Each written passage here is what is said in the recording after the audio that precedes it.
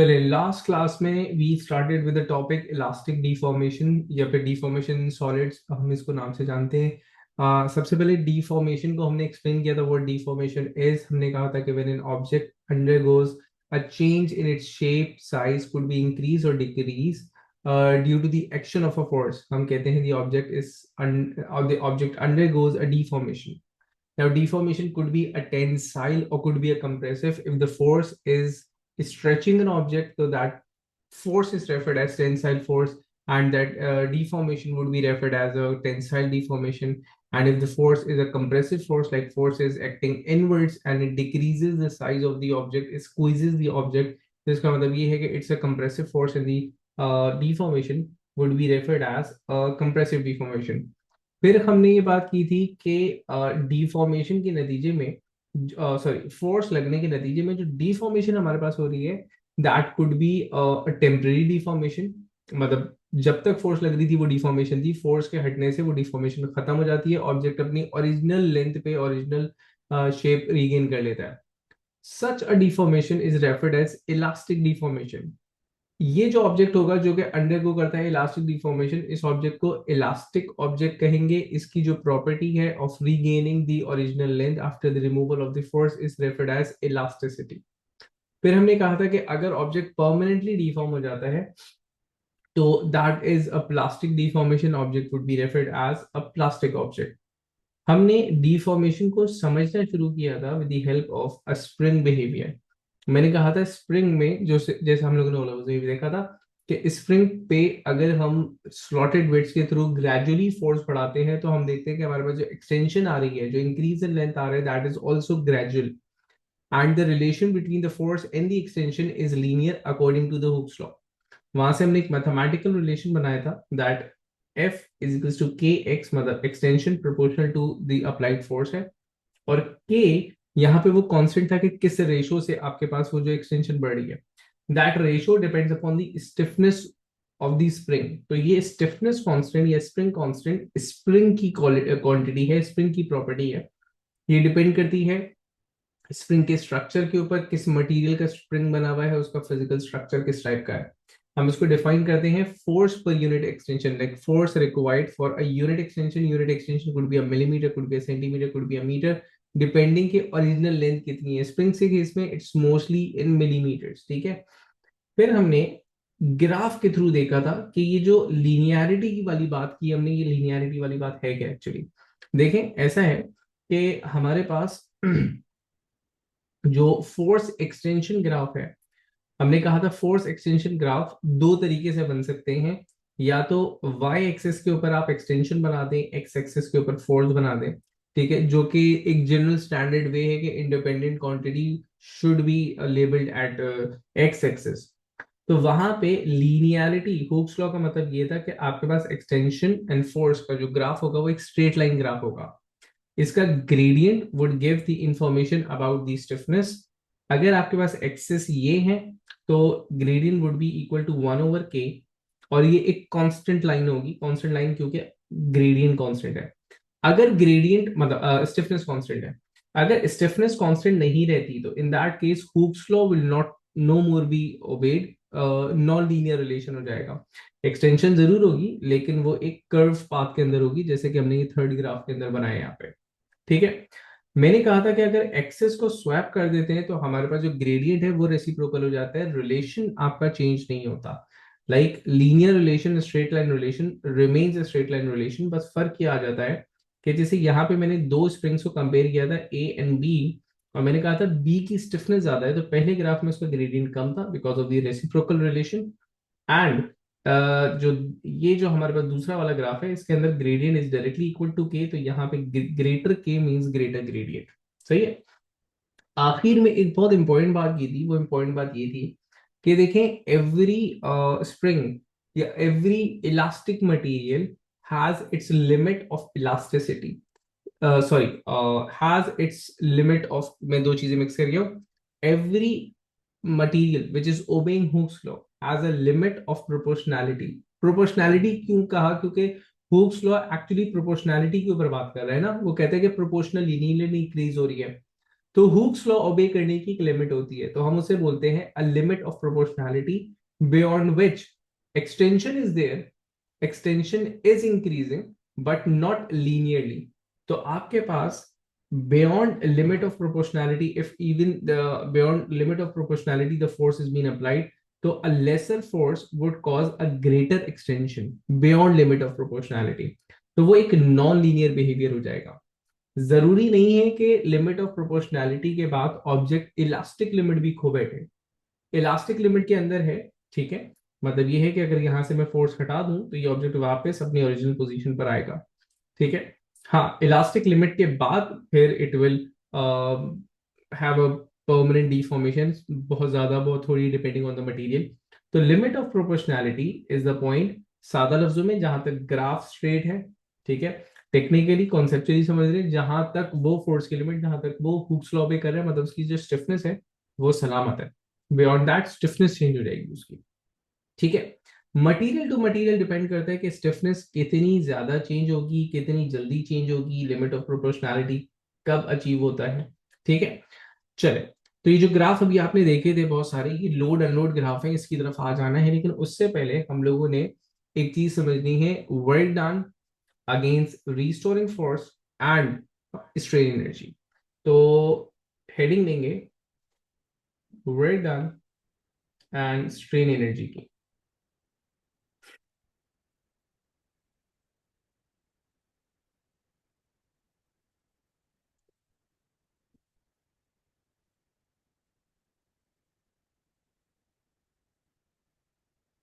ये strain energy actually elastic potential energy है, जिसको हम स्ट्रेन एनर्जी का नाम देते हैं।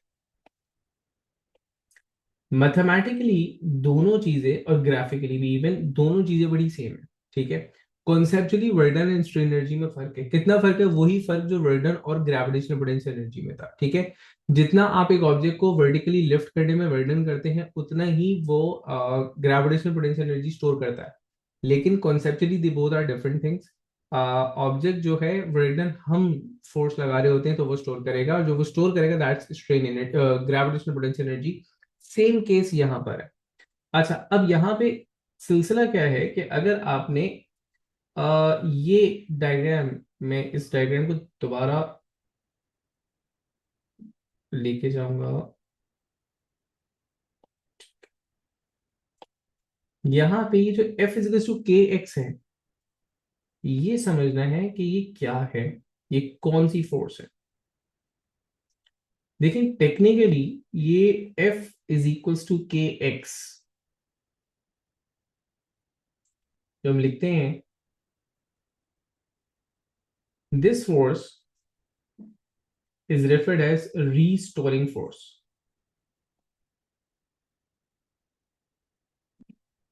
ठीक है। अच्छा, by magnitude this is equals to the force जो कि हम लगा रहे हैं, लेकिन टेक्निकली ये वो वाली फोर्स है नहीं, ठीक है ना। ये वो फोर्स है जो कि स्प्रिंग में opposite to the direction of the applied force act कर रही है। मतलब आप यूं समझ लें कि जब आप किसी भी स्ट्रिंग को खींचेंगे, तो जितनी फोर्स है आप उसको पुल कर रहे हैं, उतनी ही टेंशन फोर्स उसके अंदर आ जाएगी। तो your pulling force and the tension force by magnitude same है, लेकिन ये दोनों एक ही क्वांटिटी, तो दो एक ही फोर्स तो नहीं, अलग अलग फोर्सेस हैं, ठीक है। तो ये जो F is to K x में एफ है, ये टेक्निक मैथमेटिकली तो वही फोर्स है जो कि हम लगा रहे हैं, लेकिन technically this is the force acting opposite. ये स्प्रिंग की अपनी फोर्स थी, जो कि स्प्रिंग के अंदर आप टेंशन फोर्स के नाम से जान सकते हैं। ये वो फोर्स है जो कि स्प्रिंग को वापस अपनी पोजीशन पर लाने पर हेल्प आउट कर रही होगी। Like once you remove this force, तो ये जो ऑब्जेक्ट वापस जाएगा अपनी पोजीशन पर, ये कितनी, मतलब ये जो स्प्रिंग वापस जा रहा है अपनी पोजीशन पर, ये कितनी फोर्स से जा रहा है, ये इस के एक्स फोर्स से जा रहा है। Increasing the applied force would increase the के एक्स, वो रिलेशन हमने पढ़ा था हुक्स लॉ के हिसाब से, ठीक है। तो टेक्निकली जब यहां पर मैंने फोर्स लगाई थी तो there was no restoring force. जब मैं फोर्स लगा करके F1 तक आ चुका था, तो एक्चुअली एक रिस्टोरिंग फोर्स आ गई थी के एक्स। मैं फर्दर अगर इसको इंक्रीज करना चाह रहा हूं, मैंने कहा था मैं F2 फोर्स की तरफ जा रहा हूं, तो I am now doing a work against this के एक्स, ठीक है। ये जो रिक्वायर्ड फोर्स है मेरी, कितना खींचना है, कितनी फोर्स लगानी है, that depends upon the restoring force. तो एक्चुअली जब हम किसी भी ऑब्जेक्ट को, किसी भी स्प्रिंग को स्ट्रेच कर रहे हैं, तो हम कर रहे हैं उसके ऊपर एक work done, that work done is against the restoring force, ठीक है।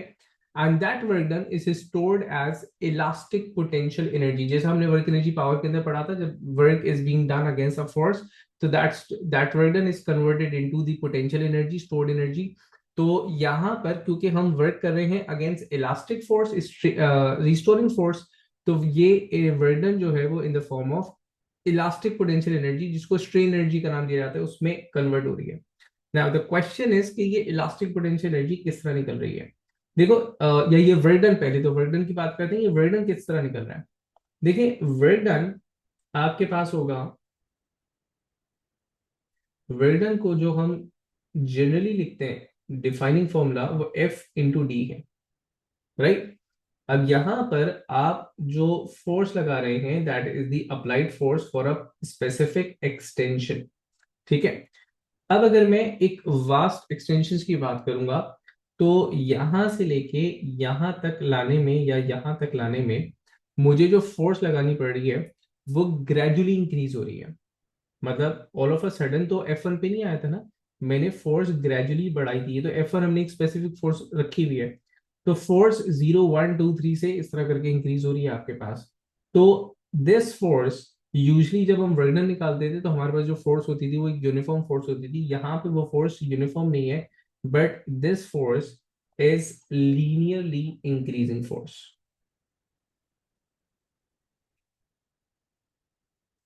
ये लीनियरली इंक्रीजिंग फोर्स है। अच्छा, अब कहीं पर कोई चीज अगर लीनियरली इंक्रीज हो रही होती है, तो वी नो दैट कि हमें क्या करना पड़ता है, हम उसका एवरेज वैल्यू लेते हैं, ठीक है ना। तो अब एवरेज वैल्यू मैं किस तरह ले रहा हूं, मैंने कहा फोर्स का एवरेज, एवरेज किस तरह लिया जाएगा, maximum value of the force plus the minimum value of the force, ठीक है। जिस तरह हम वर्डन, सॉरी, हम लोग एवरेज लेते थे ना, फाइनल माइनस इनिशियल, तो समझ लो वही वाली कहानी कर रहे हैं, maximum plus minimum divided by 2। अब definitely we started from extension zero, extension zero के ऊपर आपके पास जो रीस्टोरिंग फोर्स थी, दैट वाज आल्सो जीरो। तो हमारे पास ये जो मिनिमम फोर्स की वैल्यू है, दिस बिकम्स जीरो। ये आपके पास minimum force is always zero. So the average force, वो आपके पास हो जाती है द मैक्सिमम फोर्स जिस स्पेसिफिक इंस्टेंट के ऊपर आप बात कर रहे हैं, divided by 2। This is the value that must be use in finding out the work done, ठीक है। तो मैं यहां से वर्क डन की कैलकुलेशन को कंटिन्यू कर रहा हूं। अब मैंने कहा एवरेज फोर्स की जगह, फोर्स की जगह मैंने एवरेज फोर्स लिखा, और यहां आ जाएगी वो स्पेसिफिक एक्सटेंशन जिस एक्सटेंशन तक हमने ये वाली मैक्सिमम फोर्स ली थी। तो यहां से ये work done becomes half Fx.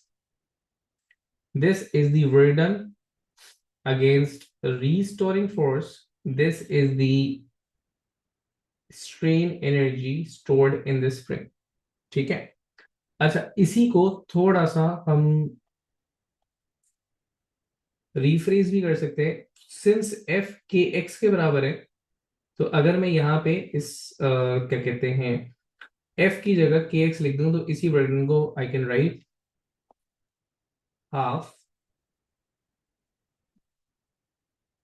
के एक्स स्क्वायर। मतलब एफ की जगह के एक्स लिखा था, एक एक्स वैसे ही मौजूद था, तो यहां से वो हाफ के एक्स स्क्वायर, एक ये फॉर्मूला हो गया था, ठीक है। अब यही आपके पास स्ट्रेन एनर्जी है, ठीक है ना। तो हम इस पॉइंट को लिख देंगे कि दी work done,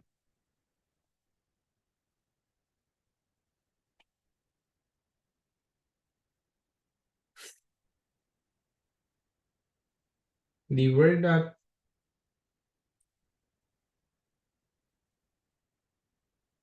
against the restoring force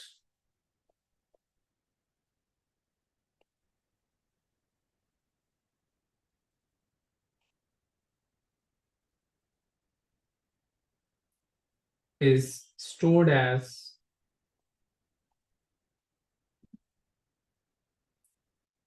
elastic potential energy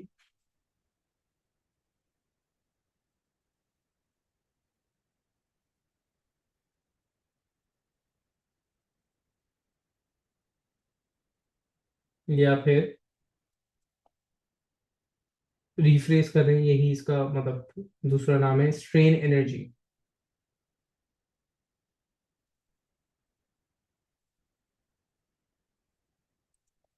अच्छा, अब इसको एक और तरीके से निकाल सकते हैं हम। वो एक और तरीका क्या था, हमारे पास जो लोड अनलोड या फिर हमारे पास जो फोर्स एक्सटेंशन ग्राफ है वो भी आपको क्या देंगे, स्ट्रेन एनर्जी या फिर वर्क डन। ठीक है, तो मैं एक पॉइंट यहाँ पे और ऐड करूं कि मैं लिखूंगा area under the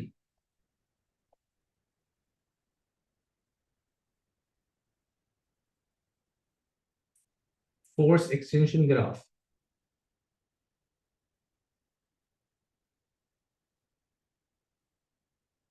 is equals to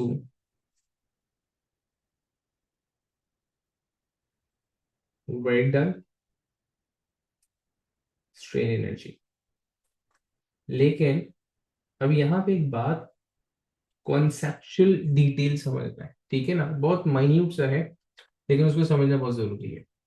देखें, मैंने कल एक बात कही थी कि जो फोर्स एक्सटेंशन ग्राफ्स होते हैं इनको हम लोड अनलोड ग्राफ का नाम देते हैं, ठीक है ना। इनको हम लोड अनलोड ग्राफ क्यों कहते हैं वो यहाँ पे आज समझेंगे। ठीक है, लोड अनलोड ग्राफ, ग्राफ वही है, ठीक है, थोड़ी सी कॉन्सेप्चुअल डिटेल्स और देख रहे हैं इसके अंदर।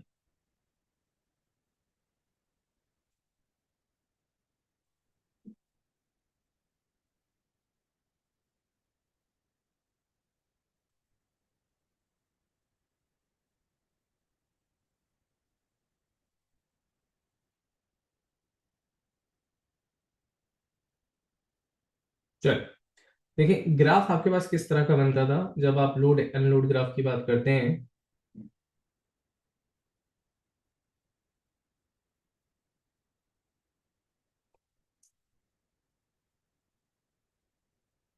इसको लोड,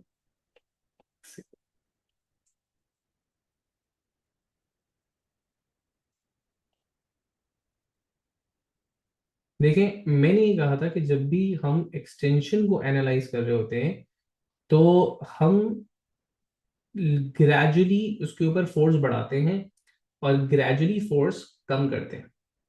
क्यों? क्योंकि हमने एक चीज देखनी है कि किस पॉइंट पर इलास्टिक लिमिट आ रही है, किस पॉइंट पे लिमिट ऑफ प्रोपोर्शनैलिटी आ रही है सबसे पहले, फिर किस पॉइंट पे इलास्टिक लिमिट आ रही है। तो हम उसको ग्रेजुअली लोड करके देखते हैं और फिर ग्रेजुअली अनलोड करके भी देखेंगे। मैंने कहा था स्लॉटेड वेट्स होते हैं, तो मैं स्लॉटेड वेट्स में ग्रेजुअली वेट एड अप करूंगा और फिर ग्रेजुअली वेट जो है ना वो अनलोड करता रहूंगा। तो मेरे पास जो ग्राफ बनेगा, अगर हुक्स लॉ ओबे हो रहा है और लिमिट ऑफ प्रोपोर्शनैलिटी अभी तक ब्रीच नहीं हुई है, तो जो ग्राफ बनता है लोड अनलोड ग्राफ, तो लोडिंग आपके पास कुछ इस तरह होगी। मतलब the graph would start from zero, the graph would start from point zero, ठीक है, एंड वो मैक्सिमम वैल्यू तक जाएगा। तो कुछ ये वाली कहानी होगी आपके पास, the graph would go like this. ठीक है, ये क्या बता रहा है, अच्छा मैं एक्सेस मैंने मार्क नहीं किए, तो मैं एक्सेस मार्क कर दूं। मैंने कहा यहां पर मैंने फोर्स बनाया हुआ है और यहां मेरे पास एक्सटेंशन है। चलिए, ये मेरे पास फोर्स है and this is the extension. ठीक है, अब हो ये रहा है कि I am increasing the force gradually, ठीक है, और इंक्रीजिंग फोर्स में आपके पास जो एक्सटेंशन है वो भी ग्रेजुअली इंक्रीज हो रही है। ये था लोडिंग ग्राफ। यूजली हम क्या करते हैं कि लोडिंग ग्राफ का फिर एक यहाँ पे एक एरो दे देंगे कि जनाब ये था एक लोडिंग ग्राफ। ठीक है, अनलोडिंग ग्राफ में क्या है, अनलोडिंग ग्राफ में now you are gradually decreasing the force. अब आप इसी तरह फोर्स को क्या कर रहे हो, डिक्रीज कर रहे हो। अब जब आप फोर्स को डिक्रीज कर रहे हो तो आपके पास एक्सटेंशन भी ग्रेजुअली क्या हो रही है, वापस जा रही है जीरो की तरफ। अगर ऑब्जेक्ट इलास्टिक है, under the limit of proportionality काम हुआ था, तो आपके पास आइडियली उसी तरह वापस आ जाएगा। ठीक है, तो जब मैं बोलूंगा कि जनाब अनलोड ग्राफ था, तो ये बन गया। तो यूं समझ लें कि ये दो डिफरेंट ग्राफ्स हैं आपके पास। एक आपने loading force, increasing force and increasing extension, फिर डिक्रीजिंग फोर्स डिक्रीजिंग एक्सटेंशन बनाई थी। दोनों सेम एक्सिस पे बनाए थे, तो दोनों ग्राफ क्या कर रहे हैं आपके पास, ओवरलैप कर रहे हैं। ठीक है, अब जो टेक्निकल बात थी वो सुनने वाली है, वो ये कि जब मैं लोडिंग कर रहा था तो I was doing a work done. ठीक है ना, मैं फोर्स लगा रहा था, तो area under the loading graph is equals to the work done against the strain, against the restoring force. ठीक है, लेकिन जब ये अनलोड हो रहा था, तो यहां पर इसके अंदर हम इसको वापस नहीं लेके जा रहे थे, हम सिर्फ फोर्स हटा रहे थे। ये अपनी स्टोर्ड एनर्जी के बलबूते पे अपनी पोजीशंस को रीगेन कर रहा था। तो मतलब ये जो एक्सटेंशन अब आपके पास ग्रेजुअली कम हो रही है, ये आप नहीं कर रहे हैं, ये वो खुद रिस्टोरिंग फोर्स कर रही है, ये खुद जो है वो स्टोर्ड एनर्जी कर रही है। तो area under the unloading graph is equals to the strain energy. Conceptual difference, जो लोडिंग ग्राफ का एरिया है वो आपके पास बराबर है वर्क डन, जो अनलोडिंग ग्राफ का area that is equals to strain energy. ना अब आप ये बोलेंगे सर स्ट्रेन एनर्जी और वर्क डन हमेशा इक्वल होंगे? हमेशा इक्वल नहीं होंगे, मोस्टली इक्वल होंगे। कब तक इक्वल है? जब तक ऑब्जेक्ट इलास्टिक लिमिट के अंदर है, लिमिट ऑफ प्रोपोर्शनैलिटी भी नहीं, इलास्टिक लिमिट के अंदर जब तक ऑब्जेक्ट है, तब तक ये दोनों चीजें सेम है। जैसे ही इलास्टिक लिमिट से बाहर चले जाते हैं, ऑब्जेक्ट परमानेंट डिफॉर्मेशन कर लेता है, तो जितना हमारा वर्डन होगा, स्ट्रेन एनर्जी अब उतनी नहीं रहने वाली, क्योंकि हम ज्यादा इसको वर्डन कर चुके हैं और वो मुकम्मल लेंथ वापस नहीं आने वाली है। ठीक है, तो ये ग्राफ इसके बाद हम देखेंगे।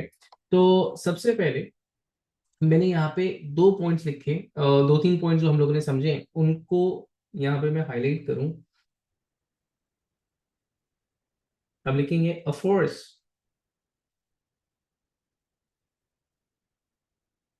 is gradually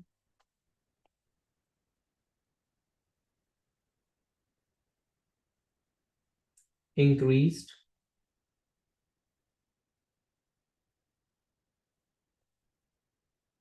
and decreased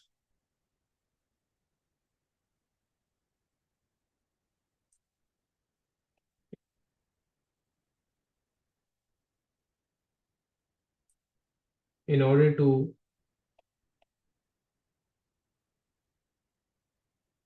identify limit of proportionality and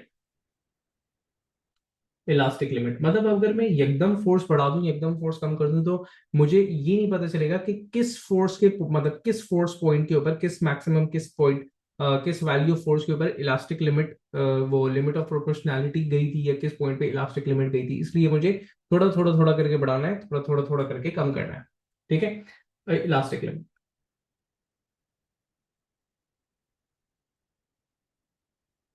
ठीक है, अब एक की point, area under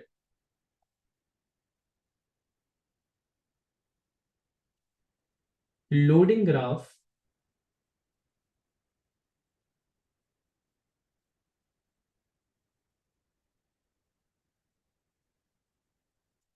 is equals to work done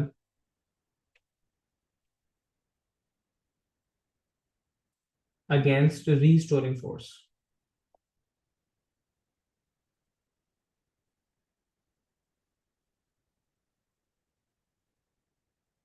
ठीक है, and area under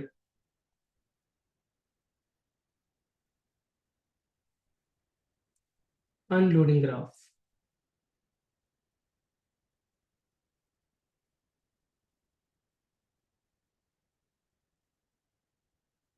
is equals to strain energy.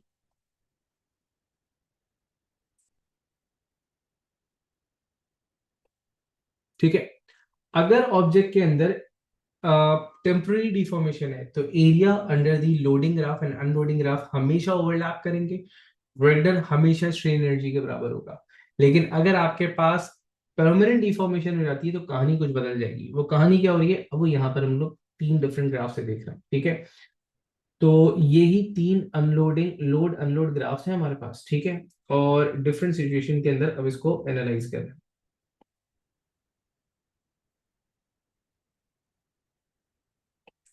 तो सबसे पहला ग्राफ आप देखें। सबसे पहले ग्राफ में हमने फोर्स इंक्रीज की until the limit of proportionality, मतलब लिमिट ऑफ प्रोपोर्शनैलिटी के मतलब till maximum limit of proportionality या within the limit of proportionality रहते हुए, और फिर हमने उसको क्या किया, फोर्स हटा दी। तो ऐसे में आपके पास loading graph, unloading graph, overlapping graph थे। आपके पास किसी किस्म की परमानेंट डिफॉर्मेशन नहीं हुई, जितनी एक्सटेंशन थी इट रिटर्न टू जीरो। तो इसका मतलब ये है कि ऑब्जेक्ट इलास्टिक लिमिट के अंदर भी था, ऑब्जेक्ट की इलास्टिसिटी ब्रीच नहीं हुई थी, और आपके पास जितना आपने वर्डन किया था उतनी ही स्ट्रेन एनर्जी रिटेन हो चुकी हुई थी, ठीक है। नेक्स्ट, कि अगर मैं ऑब्जेक्ट को इंक्रीज करूं, मतलब जो the force is increase, object is extended beyond limit of proportionality, ठीक है। यहां तो मैं लिमिट ऑफ प्रोपोर्शनैलिटी के अंदर ही काम कर रहा था, यहां पे मैं बियॉन्ड लिमिट ऑफ प्रोपोर्शनैलिटी चला गया हूं। तो लिमिट ऑफ प्रोपोर्शनैलिटी के बाहर जाने से हुआ ये कि अब मेरे पास एक्सटेंशन नॉन लीनियर होना शुरू हो गई, लेकिन I was with in elastic limit. अब ये दो अलग अलग बातें हैं। लिमिट ऑफ प्रोपोर्शनैलिटी को ब्रीच करने का मतलब ये है कि लीनियर रिलेशन गया है। इलास्टिक लिमिट के अंदर अंदर रहने का मतलब ये है कि अभी भी परमानेंट डिफॉर्मेशन नहीं होगी, फोर्स हटाएंगे तो ऑब्जेक्ट वापस अपनी वही पोजीशन वही लेंथ रिगेन करेगा। तो ऐसे में the object, the loading graph and the unloading behaviour is same. जितना आपने वर्डन किया था, दिस वाज योर वर्डन, उतना ही स्ट्रेन एनर्जी रिस्टोर हो चुकी हुई थी आपके पास, ठीक है ना। किसी किस्म की परमानेंट डिफॉर्मेशन नहीं होती। लेकिन अगर हम ऐसा कहें कि object was extended beyond limit of proportionality, तो लीनियरिटी गई, and even further elastic limit, elastic limit से बियॉन्ड ले गया, तो इसका मतलब यह है कि अब ऑब्जेक्ट जो है वो अपने प्लास्टिक रीजन के अंदर आ जाता है। प्लास्टिक रीजन में आएगा तो अब यहां पे समझिएगा कि अब आपके पास जो अनलोडिंग ग्राफ है that won't follow the same path. Elastic limit बीच हो गई, अब आपके पास ये हो गया लोडिंग ग्राफ, आप एरो देखो, ये हो गया आपके पास अनलोडिंग ग्राफ जो कि वापस आ रहा है। जब वो वापस आया तो बिल्कुल जीरो एक्सटेंशन पे नहीं आया, एक थोड़ा सा एक्सटेंशन परमानेंटली रह गया। This is the amount of permanent deformation, this is the plastic deformation यहां पर। अब वो जो वर्डन एंड स्ट्रेन एनर्जी का एक काफी देर से बात चल रही थी, तो देखो हमने कितनी एनर्जी इनपुट दी थी, that was area under the loading graph, वो ये सारी थी। कितनी एनर्जी रिटेन की, कितनी एनर्जी के थ्रू वो रिटेन हुआ, that was only this amount.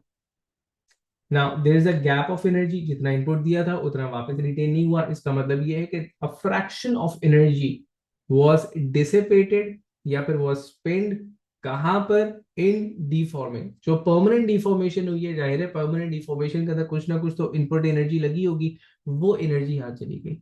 What is the amount of that energy जिसने परमानेंट डिफॉर्मेशन कॉज करवाई है, वो जो एनर्जी इनक्लोज है, area enclose between the loading and unloading graph, ये आपके पास वो एनर्जी है जो कि खर्च हुई थी इन परमानेंट डिफॉर्मेशन, ठीक है। तो जल्दी से मैं इसके की पॉइंट्स लिख देता हूं। पहला वाला ग्राफ हम लिखेंगे स्ट्रिंग। अच्छा, ये सारी बातें जाहिर है कि सॉलिड्स के लिए, स्ट्रिंग्स के लिए, वायर्स के लिए, सबके लिए वैलिड है, ठीक है। तो मैंने कहा कि स्ट्रिंग या spring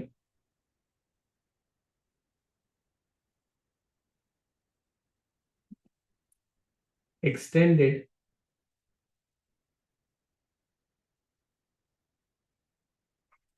within limit of proportionality, ठीक है।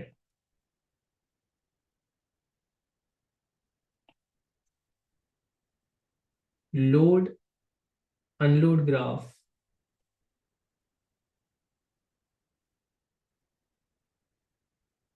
overlaps each other,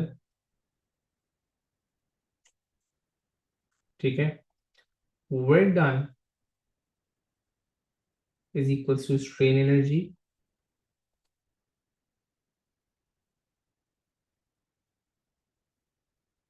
no permanent deformation,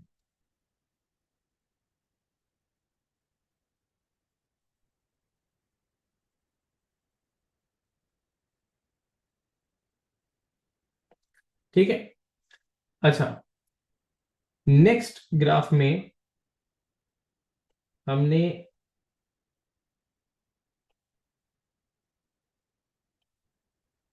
slightly changes किए, तो बाकी सारी बातें तो यही रहेंगी, बस एक फर्क क्या आएगा कि आपके पास spring was extended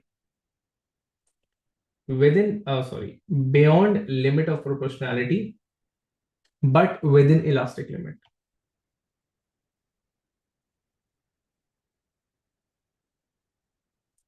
Beyond limit of proportionality but within elastic limit.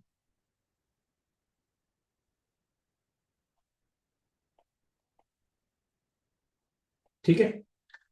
Load and load graph अभी भी ओवरलैप करेगा, जो वर्क डन है वो स्ट्रेन एनर्जी के बराबर है, किसी किस्म की परमानेंट डिफॉर्मेशन नहीं हो रही। ठीक है। अब ये जो थर्ड ग्राफ है जहां पे हम इलास्टिक लिमिट को भी क्रॉस कर चुके हुए हैं, यहां पर आपके पास सारी चीजें उलट हो जाएंगी। ठीक है। तो हमने क्या कहा था कि यहाँ पे हुआ क्या, हमने बोला spring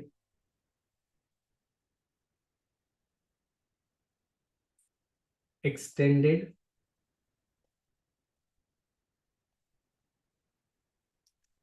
beyond elastic limit.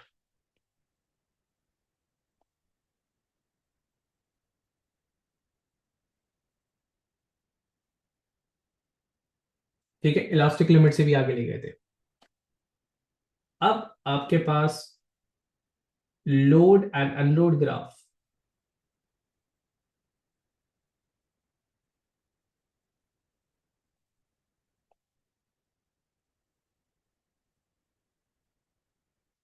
Do not overlap.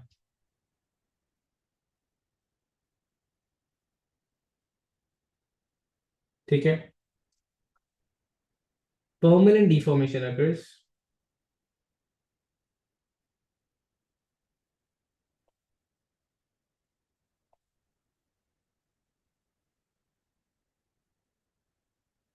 आपका जो वर्डन था that is definitely greater than the strain energy,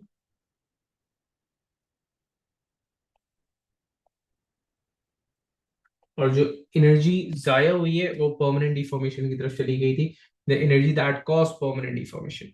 ठीक है। Now this behaviour of Hooke's law and breaching Hooke's law, मतलब going beyond Hooke's law, like limit of proportionality and then going beyond elastic limit, this is valid for springs, strings, springs, ropes, solid materials जितने भी हम पढ़ेंगे। ठीक है। अब further थोड़ी सी springs के ऊपर बात करते हैं। ठीक है। स्प्रिंग की जो हमने एक एक कॉमन चीज पढ़ी थी कि इस एक स्पेसिफिक स्प्रिंग की अगर मैं बात करूंगा, तो मैं ये कहूंगा कि जनाब एक स्प्रिंग, फॉर एग्जांपल किसी भी एक स्प्रिंग की बात करूं मैं, लेट्स से कि this was a single spring.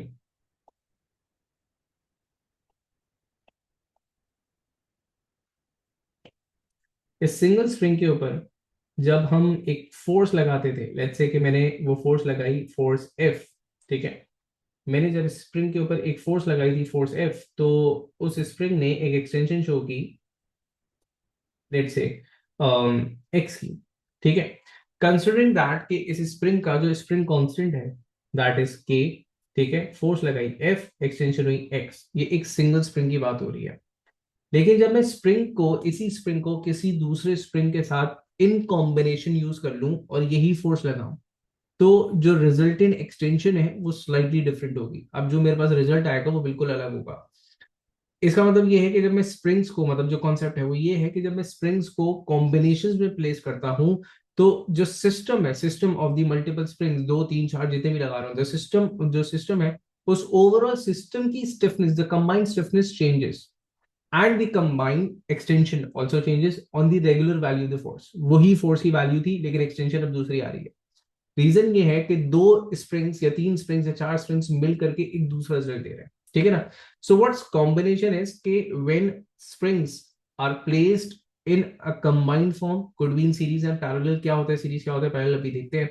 So the overall stiffness of the system changes and gives a different values of extension. ठीक है, तो इस छोटी सी बात को, कॉमन सी बात है, बस छोटी सी बातें जहन में रहे इसलिए मैं लिख देता हूँ, फिर हम जल्दी से मेन चीज की तरफ जाते हैं।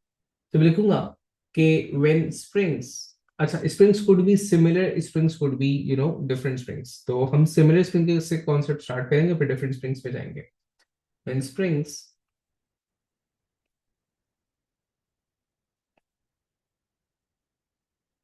Are placed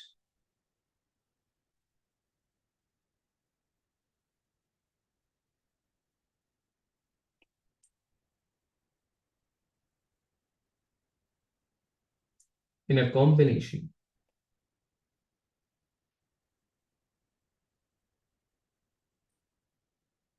the combined stiffness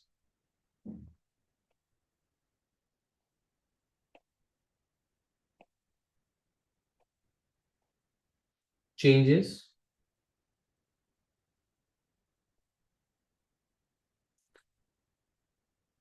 and the extension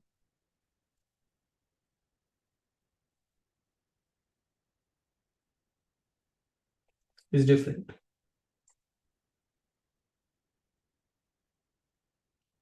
ठीक है, different as compare to the individual extension. ठीक है, अब कॉम्बिनेशंस क्या है? कॉम्बिनेशंस आपके पास हो सकते हैं सीरीज पहला और पैरेलल दूसरा। सीरीज किसे कह रहे हैं? सीरीज आप इसे कह रहे हैं जो आपके सामने यहाँ पे स्क्रीन पे बना हुआ सीरीज इज कि जब स्प्रिंग्स को एक स्प्रिंग के साथ दूसरा, दूसरे स्प्रिंग के साथ तीसरा, तीसरे स्प्रिंग के नीचे चौथा, इन अ रो जब स्प्रिंग्स को आप लगा दिए जाए तो ये आपके पास कहलाता है सीरीज कॉम्बिनेशन। अब यहाँ पे ये जो ऊपर वाला हमने स्प्रिंग यूज किया था ना जिसकी स्टिफनेस थी के, समझ लें कि वैसे ही सिमिलर स्प्रिंग्स थे, मैंने यहाँ पे 3 स्प्रिंग्स लगा दिए। ठीक है ना, could be 2, could be 4, could be 7 और 8 समथिंग। ठीक है ना, मैं 3 से एग्जाम्पल ले रहा हूँ। जो फोर्स मैंने लगाई थी कलेक्टिवली, वो फोर्स लगाई थी एफ की। और यहाँ पे हमने सबसे पहली जो हमारी अजम्पशन है वो ये है कि देखिए ये जो पहला वाला स्प्रिंग है इस पे इन दोनों का वेट नेग्लिजिबल है, कोई खातिर खा इसके अंदर फोर्स का इफेक्ट नहीं आ रहा।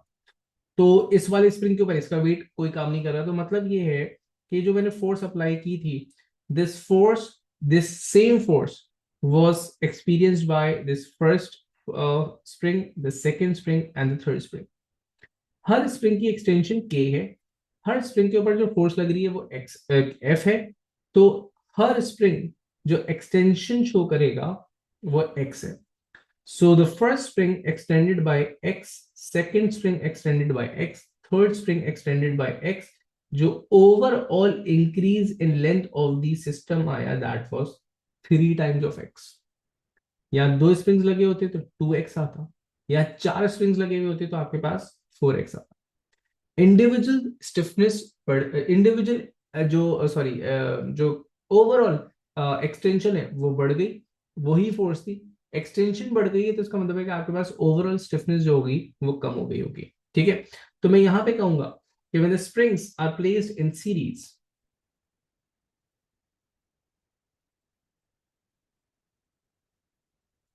When the springs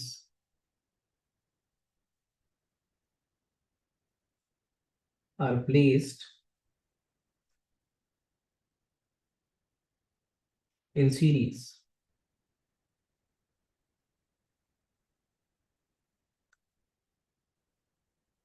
combined extension increases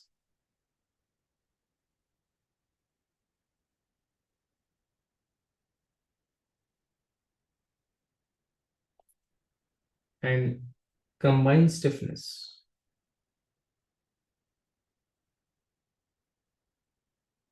मतलब लाइटर हो जाएंगे कनेक्शन, कनेक्शन में लगाने के बाद, कॉम्बिनेशन में लगाने के बाद स्टिफनेस, इसको मैं के सी से रेफर करूंगा, कंबाइंड स्टिफनेस। ठीक है, डिक्रीजेस।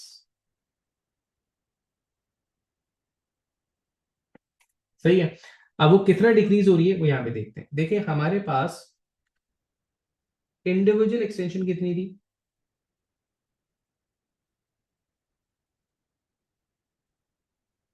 That was x. ठीक है, कंबाइंड एक्सटेंशन आपके पास हो गई 3x। अच्छा, ये नंबर ऑफ स्प्रिंग्स पे डिपेंड कर रहा है, दो होते तो 2x हो जाती। अब आप स्टिफनेस अगर निकालें तो देखें, पहले आपके पास आपने जो फोर्स लगाई थी दैट वाज स्टिल F। जो आप कंबाइंड स्टिफनेस देखेंगे दैट वुड बी KC, और आपके पास एक्सटेंशन आ रही है 3x। ठीक है, तो KC की वैल्यू, कंबाइंड स्टिफनेस की वैल्यू आपके पास हो जाएगी F/3x। अब यहां पे सिंस आपके पास F/x K के बराबर था, तो मैं ये लिखूंगा कि जनाब कंबाइंड स्टिफनेस जो है वो K/3 हो जाएगी। अगर आइडेंटिकल स्प्रिंग्स लगे हुए थे तो by the number of springs वो कम होती चली जाएगी। दो स्प्रिंग्स लगाते K/2 हो जाती, चार स्प्रिंग्स लगाते K/4 हो जाती, पांच लगाते K/5 एंड सो ऑन, जितने भी आप लगाएंगे। लेकिन अगर मेरे पास कंबाइंड मतलब इंडिविजुअल स्टिफनेस रखने वाले स्प्रिंग्स होते हैं, लाइक अगर ये 2 के होता है, ये 3 के होता है, तब तो रेशो कुछ अलग ही हो जाता है ना। यहाँ पे एक्सटेंशन अलग होती, यहाँ पे एक्सटेंशन अलग होती, यहाँ एक्सटेंशन अलग होती। तो मैं उसको किस तरह सॉल्व करता, उसके लिए फिर हमारे पास एक जनरलाइज फॉर्मूला है। इस जनरलाइज फॉर्मूला की derivation is from Hooke's law. ठीक है, हमें करनी नहीं है, बहुत बेसिक सी है हम, लेकिन जरूरत नहीं है तो हम डायरेक्टली इसको फॉर्मूला देख रहे हैं। Combined stiffness in case of springs placed in series, that would be 1/K1, 1/K2, 1/K3, जितने भी लगेंगे। ये आपको वैल्यू देगी 1/KC की, मतलब जो कंबाइंड स्टिफनेस थी, मतलब वो आपके पास रेसिप्रोकल में आ रही है। फाइनल आंसर क्या होगा ये आपको याद होगा, ये आप लोगों ने ओम्स लॉ में पढ़ा था जब आप रेजिस्टर्स को इन पैरेलल सॉल्व करते थे। बिल्कुल वही वाली कहानी है, बस ये सीरीज में हो गया। तो यहाँ पे क्या होगा आपके पास, जब आप इस पूरे फ्रैक्शन को सॉल्व कर लोगे तो इसको आखिर में रेसिप्रोकेट कर लोगे। फॉर एग्जाम्पल अगर मैं यहाँ पे कहूँ नॉन आइडेंटिकल स्प्रिंग्स की बात करूं, तो लेट से कि मैंने कहा मेरे पास एक रेजिस्टर था K1 with stiffness of K। ठीक है, and I had another resistor K2 of resistance 2K। ठीक है, अब मैं इसको मैं सिर्फ फॉर्मूला का यूज सिखा रहा हूं, बाकी इसका एक आसान तरीका है जो हम क्वेश्चन करते वक्त सॉल्व कर लेंगे। 1/K plus 1/2K। ठीक है बेटा, इसको सिर्फ अगर मैं जेन्युइनली सॉल्व करूं तो ये आपके पास हो जाएगा, एलसीएम लेकर के हमने सॉल्व करना है। तो ये 3K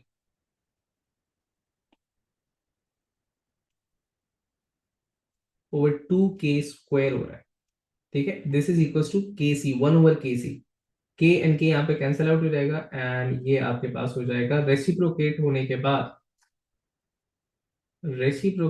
बाद this would be 2/3K।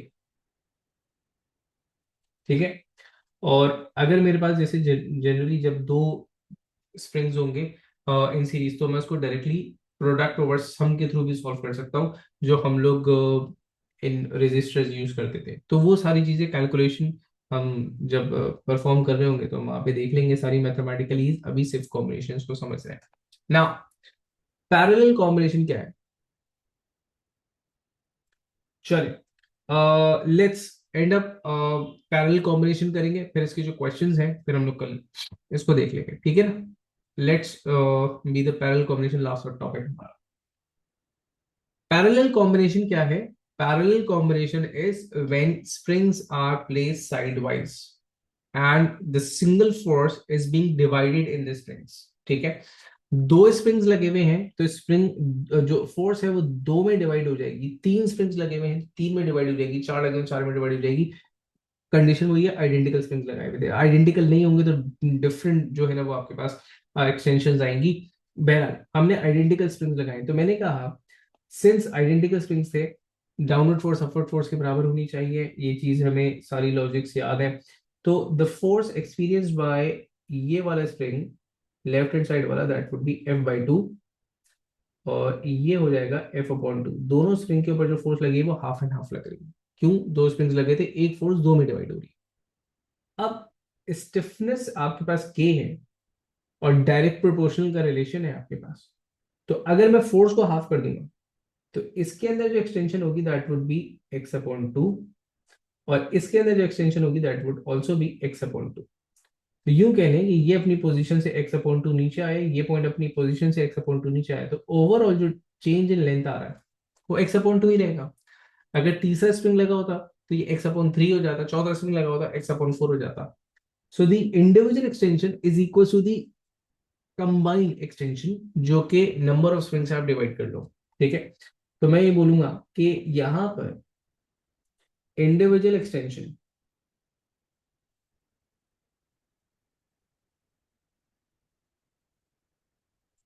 Is equal to combined extension, और वो है क्या, x अपॉन टू। एक्सटेंशन कम होने का मतलब ये कि स्टिफनेस आपके पास बढ़ गई होगी। क्या होगी कंबाइंड स्टिफनेस, वो वही तरीका है कि फोर्स हमने एफ ही लगाई थी, लेकिन हमारे पास जो एक्सटेंशन है वो कम हो गई थी, क्योंकि हमारे पास स्टिफनेस बढ़ गई है। सिस्टम की स्टिफनेस इंडिविजुअल स्प्रिंग्स की वही है। तो केसी की वैल्यू आपके पास हो गई two F over X, F over X is equal to K. तो मैं डायरेक्टली लिख दूंगा कि K C is equal to twice of K. तीन स्प्रिंग्स लगे होते, थ्री की हो जाती, चार स्प्रिंग्स लगे होते, फोर की हो जाती, and so on, identical springs condition. तो गौर करने की बात ये कि यहाँ पे स्टिफनेस बढ़ रही है, डायरेक्टली ऐड करेंगे। सो द जनरलाइज फॉर्मूला मेरे पास वो ये होगा, मेरे पास जितने भी स्प्रिंग्स लगे हुए होंगे मैं उनको सिंपली ऐड करते चले जाऊंगा। अब यहाँ पे तो यूजली आप पैरेलल में जब सॉल्व करोगे तो वो सेम वैल्यूज लेगा, क्योंकि अनइक्वल वैल्यूज लेंगे तो कहानी थोड़ी सी टेढ़ी हो जाएगी ना, तो इस वजह से तो हम सिंपली ऐड कर देंगे के प्लस के, तो जितने स्प्रिंग लगे वो डायरेक्टली आपने ऐड कर लिया। ठीक है, so this was spring in combination. अभी इस पे और बड़ी सारी बात होनी है, बड़ी सारी इसके ऊपर गुफ्तगू करनी है, लेकिन क्योंकि टाइम हमारा लेक्चर का एक्सटेंड हो रहा है, तो यहीं से स्प्रिंग्स इन कॉम्बिनेशन से हम कंटिन्यू करेंगे इन टुमारोज क्लास। इसका हम एक कंबाइंड इफेक्ट देखेंगे कि जब कंबाइन इस टाइप की हमारे पास इमेज आती है, जहां पर हमारे पास एक्सटेंज स्प्रिंग्स सीरीज में भी है, पैरेलल में भी है, तो हम उसको कैसे सॉल्व करेंगे। कल इसको कर लेने के बाद हम पास्ट पेपर्स के कुछ क्वेश्चंस देखेंगे, and will be only left with smaller part, that is smaller part in learning लेकिन a longer part in solving young modulus, मतलब एक्सटेंशन इन सॉलिड्स। ठीक है, तो कल के लेक्चर में मिलते हैं आपसे।